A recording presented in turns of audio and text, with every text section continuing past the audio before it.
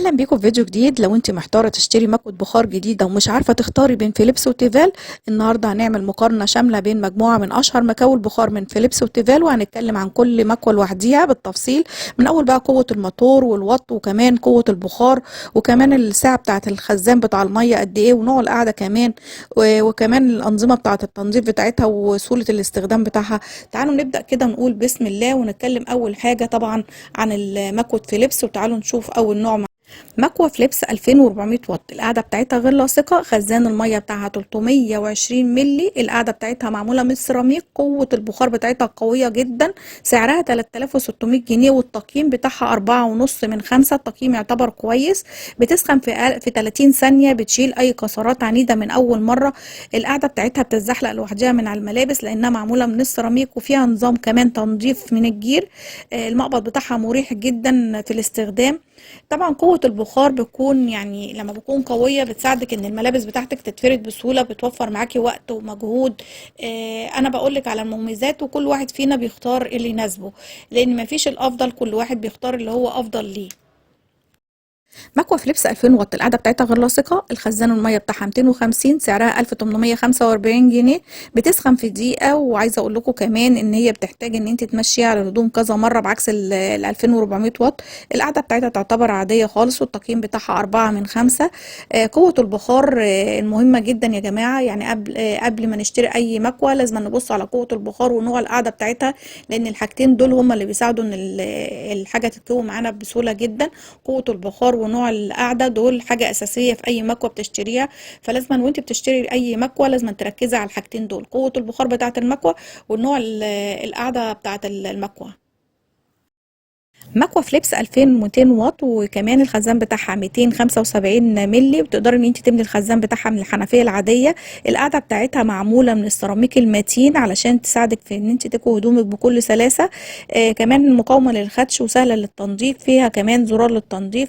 قوه البخار بتاعتها تعتبر معقوله جدا، التقييم بتاعها عامل 4.5/5، وسعرها عامل 2180 جنيه. ودي كانت مكوة فليبس 2200 واط، وزي ما قلت لكم ان احنا بنختار قوة البخار، وكمان القعدة لازم نخلي بالنا منها، لان ما بتكون القعدة سيراميك بتبقى افضل. تعالوا نشوف بقى مكوة تيفال 2400 واط، والخزان بتاعها 270 ملي، الخزان بتاع المكوة دي شفاف، تقدري ان انت تشوفي المية فيه، وسعرها عامل 3400 جنيه، التقييم بتاعها 5/5، بتوزع البخار 100% لان الفتحات بتاعتها متساوية، وبتوزع البخار في كل حتة علشان تاخدي نتيجة تكون كويسة.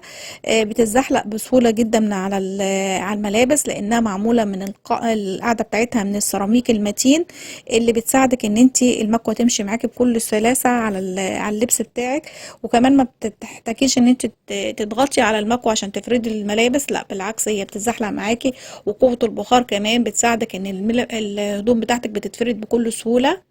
نيجي بقى المكوة تيفال 2200 واط، الخزان بتاع المية بتاعها كبير، سهل ان انت تعبيه، الخزان فيه مستويات كمان مرئية، تقدري ان انت تشوفي المية اللي موجودة في قلب الخزان بكل سهولة. البخار بتاعها مستمر معاكي وانت بتكوي علشان يساعدك على ازالة اي تجاعيد في الملابس، يفرد الملابس بكل سهولة. التقييم بتاعها 5/5، والقاعدة بتاعتها معمولة من السيراميك. طبعا السيراميك بيساعد ان انت المكوة تمشي معاكي بكل سلاسة على اللبس، فلازم نختار قوة البخار، وزي ما قلت لكم القاعده تكون سيراميك عشان تكون سهله معاكم في الكوي. والمكوه دي سعرها عامل 1800 جنيه، التقييم بتاعها زي ما قلت لكم 5/5. وفي الاخر برضو احنا بنختار على حسب اللي يناسب احتياجاتنا احنا. مكوة تيفال بقى 2000 واط، المكوة دي كفاءتها عالية جدا وواخدة تقييم 5/5، بتسخن في 30 ثانية، القاعدة بتاعتها غير لاصقة، كمان معمولة من السيراميك المتين اللي بتساعد ان المكوة تتزحلق معاكي من على الملابس بكل سهولة، بتساعد ان الملابس تتفرد بكل سهولة. وكمان فيها ميزة كمان ان انت تقدري تكوي بيها القماشات التقيلة زي الجينز والحاجات اللي هي القماشات التقيلة، لانها فعلا قوة البخار بتاعتها عالية جدا، وسعرها كمان 1560 جنيه. خزان المية بتاعها يعتبر عملي جدا، تقدري ان انت من خلالها تكوي اي ملابس بكل سهولة، والتقييم بتاعها 5/5. في الاخر برضو حابة اقول لكم ان احنا بنختار قوة البخار والقعدة بتاعة المكوى اهم حاجة في المكاوي.